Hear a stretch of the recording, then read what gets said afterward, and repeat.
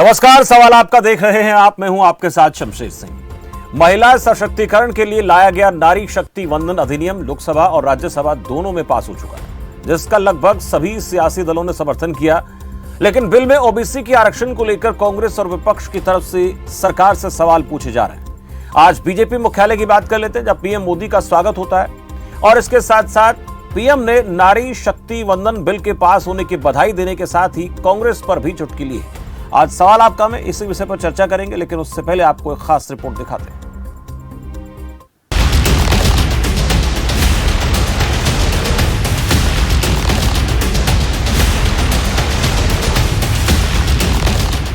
देश को नई संसद भवन के समर्पित दिवस यानी गणेश चतुर्थी के मौके पर महिला सशक्तिकरण के लिए मोदी सरकार की तरफ से नारी शक्ति वंदन बिल पेश किया गया, जिसे लोकसभा राज्यसभा दोनों सदनों में भारी समर्थन के साथ पारित कर दिया गया है। पक्ष विपक्ष दोनों तरफ से बिल का समर्थन जरूर किया गया, लेकिन क्रेडिट लेने की होड़ और बिल के कई बिंदुओं पर सियासत आज भी जारी है। वहीं दूसरी तरफ आज बीजेपी मुख्यालय में बीजेपी महिला कार्यकर्ताओं ने नारी शक्ति वंदन बिल के लिए प्रधानमंत्री मोदी का धन्यवाद किया और जोरदार स्वागत किया। पीएम मोदी ने बीजेपी मुख्यालय में कार्यकर्ताओं को संबोधित करने के साथ साथ कांग्रेस पर भी सीधा हमला बोला। सारे दलों को इस बिल का समर्थन करना पड़ा है। अब मान लीजिए यही लोग हैं जो पहले बिल फाड़ा करते थे, आज उनको बिल को समर्थन करना क्यों पड़ा? क्योंकि देश भर में पिछले 10 साल में महिला एक शक्ति बनकर के उभरी है और हमने संसद में पहुंचने से पहले देश में सामर्थ्य जुटा दिया ताकि संसद में कोई हिल न पाए। इसका पूरा प्रबंध करके हम सदन में गए। ये आप ही के सामर्थ्य पर भरोसा करके मैं गया था, ये आप ही की शक्ति पे भरोसा करके मैं गया था और आपकी शक्ति ने रंग दिखा दिया कि सभी राजनीतिक दलों को इस काम में जुड़ना पड़ा। दूसरी तरफ नारी शक्ति वंदन बिल में ओबीसी के आरक्षण के मसले पर मोदी सरकार विपक्ष के निशाने पर है। आज एक बार फिर से राहुल गांधी ने बिल की टाइमिंग, जनगणना और परिसीमन को लेकर मोदी सरकार को घेरने का प्रयास किया। सच्चाई यह है कि महिला आरक्षण को आज किया जा सकता है। 33% आज जो सीट्स हैं लोकसभा में, विधानसभा में, वो महिलाओं को दी जा सकती हैं। कोई कॉम्प्लिकेटेड मामला नहीं है, मगर सरकार वो नहीं करना चाहती है। सरकार ने ये देश के सामने रख दिया है, मगर रियलिटी ये है कि ये इंप्लीमेंट आज से 10 साल बाद होगा। ये भी नहीं मालूम कि होगा या नहीं होगा। तो एक प्रकार से ये डिस्ट्रैक्शन टैक्टिक है, डाइवर्जन टैक्टिक है। डाइवर्जन किस चीज से हो रहा है? डाइवर्जन ओबीसी सेंसस से हो रहा है। नई संसद में महिला आरक्षण बिल पास होने के बाद सरकार और विपक्ष दोनों क्रेडिट लेने का प्रयास कर रहे हैं। वह इसके लागू होने के समय पर विपक्ष संदेह प्रकट कर रहा है। ओबीसी आरक्षण के नाम पर विपक्ष के निशाने पर सरकार है, लेकिन 2024 के लोकसभा चुनाव में बीजेपी के लिए नारी शक्ति वंदन बिल कितना बड़ा हथियार है और दूसरी तरफ विपक्ष के लिए ओबीसी आरक्षण का मसला वोट के लिए क्या शक्तिशाली आधार है? दोनों सवालों पर चर्चा की दरकार है। न्यूज डेस्क, खबर फास्ट।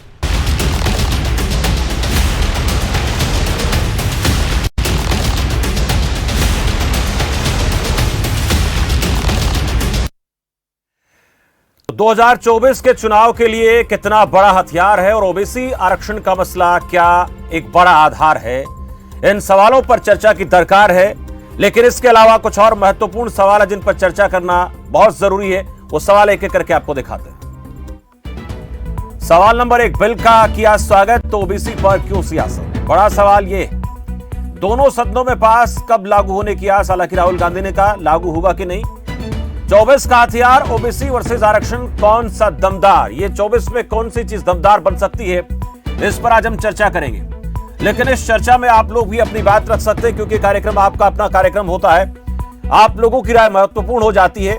मेरे साथ दो खास पार्टी के दो खास मेहमान रहेंगे, लेकिन इसके साथ साथ आप भी इस चर्चा में अपनी बात रखते आए और आज भी इस पूरे मामले को लेकर जो देश के सियासत में घटनाक्रम घटित हो रहा है उन पर आप अपनी बात रखें। टीवी स्क्रीन पर आपकी फोन नंबर ये रहे।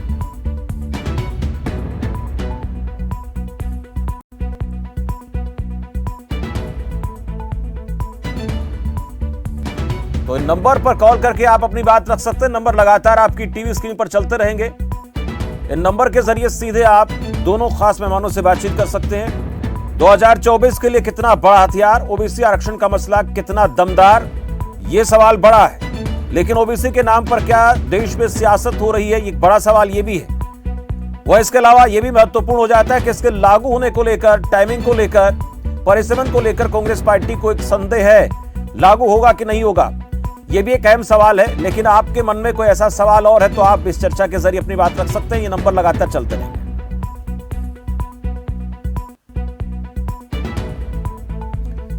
चर्चा करेंगे। मेरे साथ दोनों खास मेहमान इस वक्त जुड़ चुके हैं।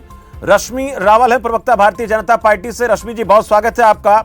जयंत ठकरवाल, प्रवक्ता कांग्रेस पार्टी से मेरे साथ हैं। जयंत जी, आपका भी बहुत बहुत स्वागत है इस चर्चा में। पहला सवाल रश्मि रावल जी मैं आपसे करना चाहूंगा। महिलाओं की शक्ति बढ़ाने के लिए एक कदम उठाया गया और इसको ऐतिहासिक बताया गया। नई संसद भवन में श्री गणेश इसी के साथ होता है, लेकिन इसको लेकर भारतीय जनता पार्टी निशाने पर है और खासकर विपक्ष के निशाने पर, जिसमें कांग्रेस पार्टी की तरफ से यह सवाल बार बार उठाया जा रहा है कि ओबीसी का जो मसला है उसको कहीं ना कहीं सरकार इग्नोर कर रही है। उससे ध्यान डाइवर्ट करने के लिए तमाम चीजें की जा रही हैं। हम चाहते थे जनगणना हो, जनगणना होनी चाहिए, उसमें पता चले कि ओबीसी की तादाद क्या है। एक तरफ तो प्रधानमंत्री मोदी कहते हैं कि मैं ओबीसी का हितैषी हूं, लेकिन उनकी तरफ से पिछले दिनों संसद के पटल पर ओबीसी के आधिकारिक तौर पर अधिकारियों की बात, उन्होंने कहा कि 90 में से कितने अधिकारी ओबीसी के हैं, 3 का उन्होंने आंकड़ा गिनाया। आज फिर एक बार कहते हैं कि ओबीसी से ध्यान डाइवर्ट करने के लिए तमाम बातें हो रही हैं। लेकिन हम ये चाहते हैं कि इसको लागू किया जाना चाहिए अभी, इसी लोकसभा चुनाव में, राज्यों के विधानसभा चुनाव में। इसमें कोई दिक्कत नहीं है, लेकिन सरकार की मंशा नहीं है कि लागू हो, और उनको तो इस बात का भी अंदेशा है कि लागू होगा कि नहीं होगा। हाँ, पहले तो मैं आपका धन्यवाद देना चाहूंगी। जी, ये जो आपका सवाल है और जो विपक्ष का सवाल है, ये मुझे समझ में नहीं आ रहा कि वो इसको क्यों समझ नहीं पा रहे हैं। हम सब जानते हैं कि एक आरक्षण का जो, ये महिला आरक्षण का जो बिल है, इसके लिए सरकार ने बहुत साफ नियत से ये निर्णय लिया है और हमारे मैनिफेस्टो में भी है और हमने इसको पूरा किया। दूसरी बात ये है कि वो ये कहते हैं कि इसको अभी लागू क्यों नहीं किया जा रहा। अभी लागू कैसे किया जा सकता है? सरकार ने इसको लागू किया है, उसके 2029 में इसको करेंगे। वजह साफ है, संवैधानिक रूप से अभी तक जनगणना नहीं हुई है। 2011 की जनगणना के आधार पर हम कैसे ये तय कर सकते हैं कि आरक्षण महिला को कितना मिलना चाहिए, कौन सी सीट उसके लिए होनी चाहिए, क्या इसके लिए परिसीमन। नहीं रश्मि जी, जो बात राहुल गांधी कह रहे हैं कि देखिए अभी सबको पता है कि लोकसभा में जितनी सीटें हैं और राज्यों की विधानसभा में जितनी सीटें हैं, उन्हीं को आधार मानकर इसको दे देना चाहिए। आगे जनगणना होगी, उसके बाद 29 में अलग तरीके से इसको लागू किया जा सकता है। उनका तो सीधे तौर पर ये कहना है। हाँ, वो गलत। देखिए, मैं कांग्रेस को मैं ये समझ नहीं पा रही हूँ कि वो क्यों इस बात को नहीं समझ रहे हैं कि यदि एक संवैधानिक तरीका है, एक कहीं पर यदि हम एकदम जल्दी में इसको कैसे कर सकते हैं। हम जानते हैं कि 2011 से लेकर अब तक आबादी लगभग 30% बढ़ गई है। 2021 में जनगणना नहीं हो पाई है। सब जानते हैं कोरोना काल में ये संभव नहीं था। अब 2024 के अंदर जब हम जनगणना को शुरू करेंगे चुनाव के बाद, तो कम से कम 2 साल लगेगा। ये कोई ऐसा प्रोसीजर तो है नहीं और ऐसी कोई जल्दी भी नहीं है। और राजनीति के रूप में ये कोई, भारतीय जनता पार्टी ने जो महिला आरक्षण किया है वो कोई राजनीति का हिस्सा नहीं था, न है। वो ये चाहती थी कि महिलाओं को सशक्त किया जाए और उनको भागीदारी दी जाए। जो 27 वर्षों से एक बिल लटका पड़ा था, उसको उन्होंने बहुत ही शांति से, बड़ी सहजता से उसको पूरा करवाया। ये एकदम बड़ा काम नहीं था। और हम ये कैसे मान रहे हैं? लेकिन राहुल गांधी क्यों ऐसा कह रहे हैं कि इसको लागू किया जा सकता है? इसमें कौन सी ऐसी अड़चन आपको नजर आती है? आपने कहा कि जनगणना को अगर हम एक साइड रख देते हैं, एक मिनट रश्मि जी, जनगणना को अगर हम एक तरफ रख देते हैं, सुनिए, जनगणना को एक तरफ रख देते हैं, परिसीमन को एक तरफ रख देते हैं, तो आज अनुपातिक लिहाज से देखें तो क्या लगता है, क्या 1/3 आरक्षण देने में कोई दिक्कत है? जनगणना वाला जो मसला है, इसको लेकर लगातार एक ही बात तो कांग्रेस कह रही है कि आज लागू करने में आपत्ति क्या है? आज जो स्थिति है, इस वक्त के हालात को देखते लागू कर देना चाहिए। नहीं क्यों लागू करवाना चाह रहे हैं? यदि हमको ज्यादा मिल रहा है तो हम कम पे क्यों भरोसा करें? यदि हमको लग रहा है कि 500 हमारे नहीं, पास बाद में क्या ज्यादा मिलेगा? अभी जो और यदि हमें एक मिनट 400 रश्मि जी, उत्तर सीटें पे मिल रश्मि जाए जी, तो बाद में क्या ज्यादा मिलेगा? 1/3 मिलेगा बाद में, अगर सीटें ज्यादा बढ़ जाती एक हैं। तिहाई सुनिए मिलेगा, सुनिए, सही बात है। अभी भी 1/3 मिलना है, ध्यान रखें। और उसके बाद भी अगर 600 सीटें हो जाती हैं, 700 सीटें हो जाती, तब भी तो 1/3 मिलना है। ज्यादा कम कहाँ हो गया? अब देखिए, मैं आपको इस बारे में इतना कह पाऊंगी कि पूरा एक इस पे बहुत लंबा चौड़ा होमवर्क हुआ है, और मुझे नहीं लगता कि बहुत जल्दी इसमें हमें बहुत जल्दी करने की आवश्यकता है। चलिए, आपने कहा कि अभी जल्दी करने की आवश्यकता नहीं है, इसके ऊपर लंबा चौड़ा होमवर्क हुआ है। जयंत ठकरवाल मेरे साथ हैं, वो इस वक्त पूछ रही हैं कौन सा होमवर्क। जयंत ठकरवाल, आपसे जानना चाहता हूं, आप लोगों को ऐसी क्या जल्दी है कि आप चाहते हैं कभी से लागू हो जाना चाहिए, जब पिछले 3 दशक से ये पूरा मामला चल रहा है? तो आज और अगर इसको 2-4 साल के लिए अगर ये लेट हो जाता है तो क्या दिक्कत हो सकती है? दूसरा सवाल कांग्रेस पार्टी से मेरा यह भी है कि आप लोगों को तो लगता है लागू होगा कि नहीं होगा? हर बार जब कोई बीजेपी की तरफ से ऐसा बिल, ऐसा कानून लाया जाता है तो आप लोगों को क्यों अंदेशा हो जाता है कि लागू ये काम होगा या नहीं होगा? इसके साथ साथ ओबीसी के प्रकरण को लेकर आप लोग लगातार सवाल उठा रहे हैं। जब आप लोग बिल लेकर आए थे तो तब क्या आप लोगों ने ओबीसी को लागू करने की बात की थी? आप लोग क्यों अपनी उन पार्टियों को नजरअंदाज नहीं कर पाए जिन लोगों का आपको समर्थन था और ओबीसी के नाम पर आपको घेर रहे थे? तब लागू कर देते, आज ये मसौदा ही नहीं आता। देखिए शमशेर जी, जोइन जी, आपके पास आ रहा हूं। एक दर्शक मेरे साथ, उनका सवाल पूछ रहे थे, फिर आपके पास आता हूं। चेन्नई से प्रेम, एक दर्शक मेरे साथ, उनका कॉल आ गया इस बीच में। बहुत स्वागत है प्रेम जी आपका। नमस्कार सर। जी नमस्कार। मैं तो बोल रहा हूँ कि ये राजनीतिक पार्टियां बोल रही है कि क्यों नहीं कराया, क्यों कराएंगे, बाद में कराएंगे। मैं सबसे पहले तो यही कह रहा हूँ कि ये जो महिलाएं खुश हो रही है, इनसे पूछिए सर, इनको आरक्षण चाहिए कि संरक्षण चाहिए? संरक्षण है ही नहीं, आरक्षण लेके क्या करेंगी? ऑलरेडी 80 बैठी हुई है, वो क्या उनको, वो किसी को संरक्षण दे रही है महिलाओं को? ये आरक्षण लेके मोदी जी घुमा फिरा के, या कोई भी अपोजिशन पार्टी वाले घुमा फिरा के ये चाहते हैं वोट। सर सीधा दिखाई दे रहा है वोट की राजनीति। ओबीसी क्या करेगी सर? ये जो पढ़ी लिखी है उनको ला के भी इन्होंने क्या कर लिया, उनको ला के क्या कर लेंगे? कहने का मतलब ये है सर, इस देश की हालत पछता हो रही है। सबको वोट चाहिए, और वोट कौन देगी? अब महिला वोट देगी। सर वोट देने से नहीं काम चलता देश का। देश में पढ़े लिखे आदमी चाहिए, होशियार आदमी चाहिए, जो खाली पार्टियों की बातें न सुने। कम से कम ये देखे, अगर ये महिला आ भी जाती है तो इनको महिलाओं के लिए सोचना चाहिए। आज एक भी बैठी हुई महिला किसी भी पार्टी से हो, वो कभी सोचती है हमारी महिलाओं का क्या हो रहा है, रोज रोज का क्या हो रहा है? नहीं सोचती है, पार्टी की तरफ बोलती है। सर ऐसा होने से नहीं होता है। सर मोदी जी को बोलिए, अपनी इज्जत क्यों कमा रहे हैं ये सब बातें करके कि हमको क्रेडिट दे दो, हमने नए भवन में आके ये कर दिया। सर ये उचित नहीं लगता है सर देश के लिए। जी शुक्रिया मास्टर जी, माफ कीजिए प्रेम जी, अपनी बात रखने के लिए। एक और दर्शक मेरे साथ है, मास्टर आरके काली अम्बाला से। मास्टर जी स्वागत है आपका। अजीज भाई बहुत बहुत नमस्कार। सर नमस्कार। देखिए जी मास्टर जी बोलिए, सुन पा रहा हूं आपको। चल लगता है संपर्क टूटा है। जयन के पास चलेंगे। जयन जी, आपने सवाल सुना कि क्यों इसके ऊपर इतनी बहस हो रही है? महिलाओं को आरक्षण नहीं चाहिए, उनको संरक्षण चाहिए। और जब संरक्षण की बात आती है तो फिर ये जो महिलाएं संसद में बैठी हैं, ये कितना संरक्षण दे पाती हैं उन महिलाओं को जब अपनी हक की आवाज वो उठाती हैं? महिलाओं के लिए, बेटियों के लिए अपराध को लेकर सवाल उठता है। ये हर पार्टी के सांसद से, नेता से, विधायक से सवाल पूछा जाना चाहिए जो खासकर महिलाओं का प्रतिनिधित्व करती हैं। और जो बातें मैंने पूछी उनका जवाब, और रश्मि रावल जी की तरफ से भी जो बात सामने उसको लेकर तमाम सवालों के जवाब जोइन जी आपसे चाहेंगे। जी शमशेर जी, सबसे पहले आपका शुक्रिया कि आपने मुझे इस डिबेट का हिस्सा बनाया जी।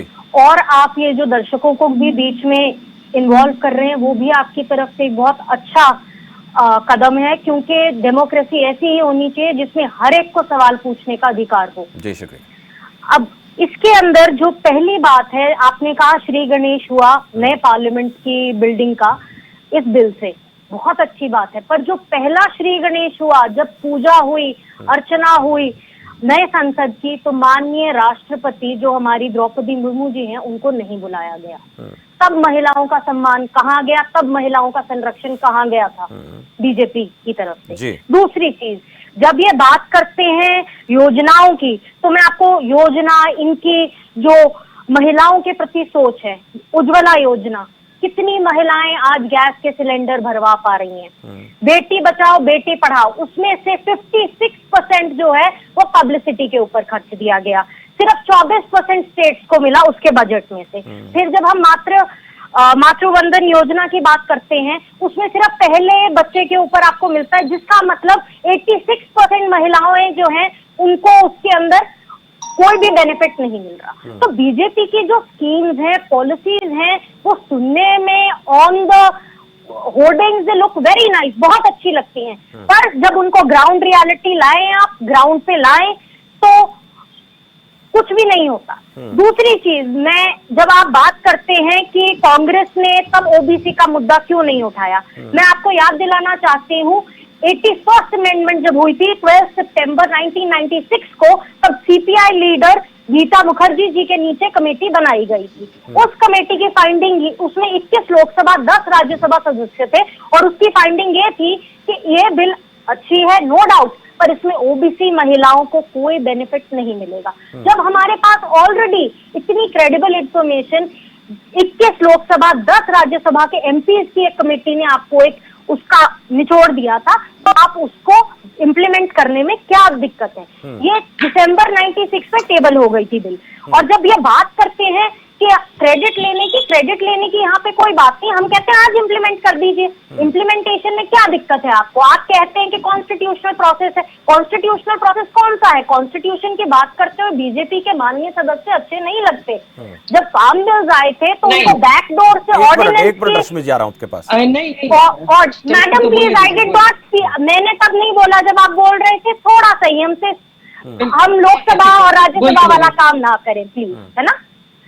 तो आप बात कर रहे हैं तो उसको आप ऑर्डिनेंस, फार्म बिल्स को आप ऑर्डिनेंस के तहत ले आए, जबरदस्ती थोपा जा रहा था उसको देश में। जब उसकी पूरे देश में खिलाफत थी, किसान कह रहे थे भाई हाथ जोड़ के हमको ये बिल नहीं चाहिए, बाद में भी इनको एक बैक स्टेप लेना पड़ा, बार बार यू टर्न लेना पड़ता है। और जब ये ओबीसी के संरक्षण की बात करते हैं, इनके अभी बुद्ध सिंह भगत जी हैं जो बालाघाट से एमपी, उन्होंने बीजेपी का साथ, बहुत एक प्रोमिनेंट लीडर है मध्य प्रदेश के, उन्होंने बीजेपी लेकिन की जॉयंत बात ठकरवाल, आप जो बात ओबीसी का बार बार ओबीसी की बात करते हैं, मैं आपसे जानना चाहता हूं, आप लोगों ने जब इसकी पैरवी की थी तो क्या आप लोगों की तरफ से ओबीसी का ख्याल रखा गया था? अगर ऐसा था, और ऐसा था कि नहीं था, ये सवाल बहुत बड़ा है।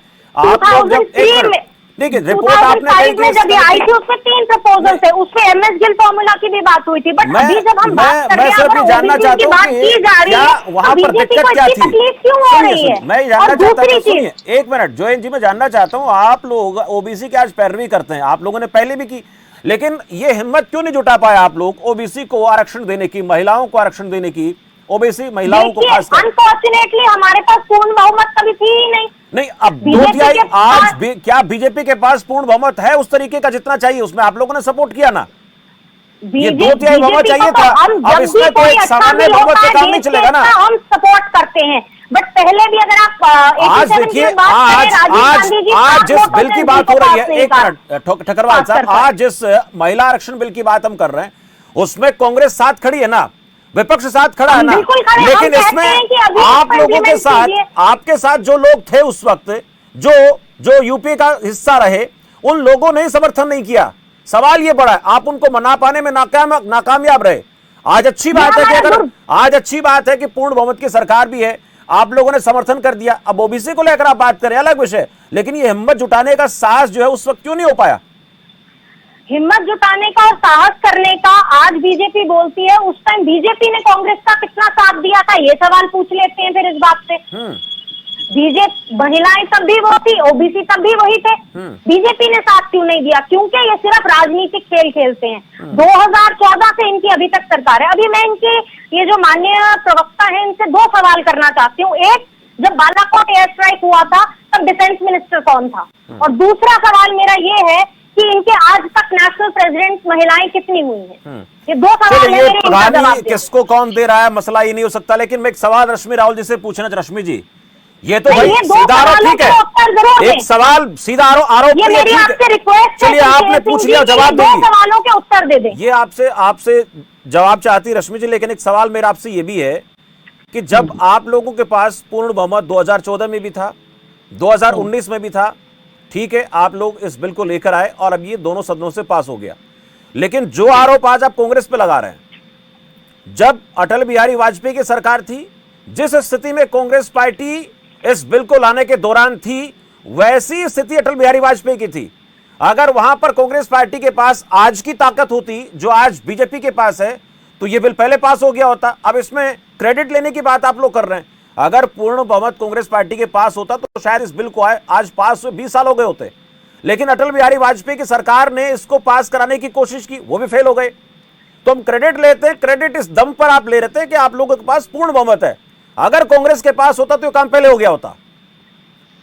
कांग्रेस के पास अब नहीं था, ये 27 वर्षों से पुराना लटका हुआ बिल है। क्या नहीं कभी तो 27 कांग्रेस साल पहले भी कांग्रेस के पास पूर्ण बहुमत नहीं था। 27 साल पहले भी कांग्रेस के पास पूर्ण बहुमत नहीं था। नहीं नहीं रश्मि जी, 27 साल पहले भी कांग्रेस के पास पूर्ण बहुमत नहीं था अकेले दम पर। नहीं तो कौन इनके साथ कौन था बताइए? क्या बीजेपी ने कभी इस बात का विरोध किया? कभी नहीं किया। क्यों नहीं किया आपने कितनी वोट एक मिनट चलिए, मैं एक मिनट जोएन खतरवाल, एक मिनट एक सवाल मैं पूछ लेता हूं मैं, ठीक है? मेरी बात को सुन लीजिए, मैंने आपकी बात सुनी है। हाँ। 2014 से आपकी बात करें, 2014 से आप अभी कह रहे हैं कि बीजेपी ने कुछ नहीं किया 2014 से अब तक। कभी मुझे बताएंगे कि 2014 में जब माननीय मोदी जी ने बेटी बचाओ बेटी पढ़ाओ वाला एक अभियान चलाया था, क्या उससे कोई परिणाम नहीं निकले? आज आपको जानकारी है इस बात की कि जब हम लिंग आपके पास आऊंगा खतरवाल जी, अगर आप सुने बीच में नहीं बोले, जोएन खतरवाल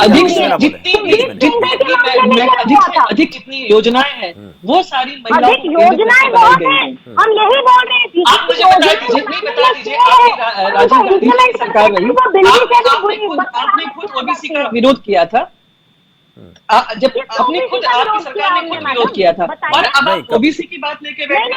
जबकि ओबीसी का कहाँ विरोध हुआ? आप ये रश्मि रावल जी, आपके पास ये जानकारी कहाँ से है कि कांग्रेस ने विरोध किया था ओबीसी का? जो ओबीसी इनके साथ में जो घटक दल थे, रश्मि रावल जी, जो घटक दल थे यूपीए के, वहां से विरोध का स्वर था। उस विरोध के स्वर को कांग्रेस पार्टी अपने साथ नहीं ले पाई, लेकिन कांग्रेस ने कब ओबीसी का विरोध किया? नहीं, आप देखिए, जब अपने साथ घटक दल को भी साथ लेके नहीं चल सकते, वो अलग मसला हो सकता है। अगर आपकी पार्टी के घटक दल, आपकी पार्टी के घटक दल, देखिए किसान आंदोलन जब चल रहा था 3 बिल आप लेकर आए थे। एक मिनट, जब किसान आंदोलन चल रहा था 3 कृषि कानून आप लेकर आए थे, तो आप लोगों के साथ घटक दल के रूप में अकाली दल बादल था ना, आप लोग साथ नहीं ले पाए, उनको साथ छोड़ दिया उन्होंने। तो ये तो उनके ऊपर डिपेंड करता है ना, वो स्वतंत्र है ना अपनी बात रखने के लिए। सरकार की मंशा तब भी बहुत अच्छी थी और आज भी बहुत अच्छी है। हाँ। हमेशा वो अच्छी मंशा से काम करता है, इसीलिए तो इस बिल को समर्थन दिया गया। भारी मंशा योजनाओं को इसके पीछे क्या वजह है?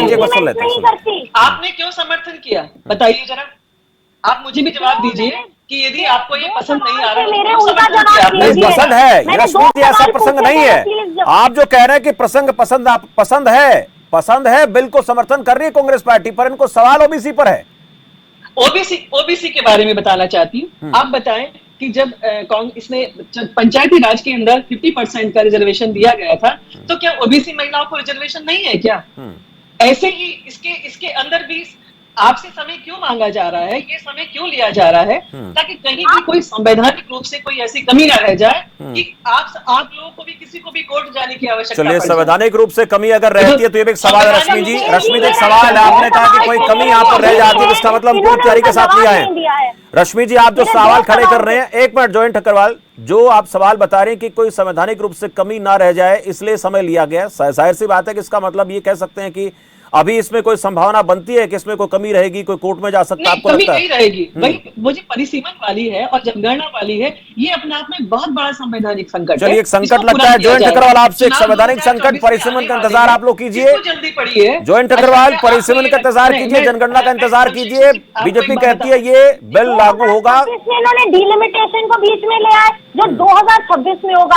आप आज के डेट पे, आज की ग्राउंड रियलिटी पे, तो इसका मतलब ये है, जो मैडम 1 मिनट मुझे बोलने दीजिए, जो आप ये बात कर रहे हैं इसके हिसाब से तो जो एसटी रिजर्वेशन है वो भी गलत है। अगर जनगणना नहीं होगी।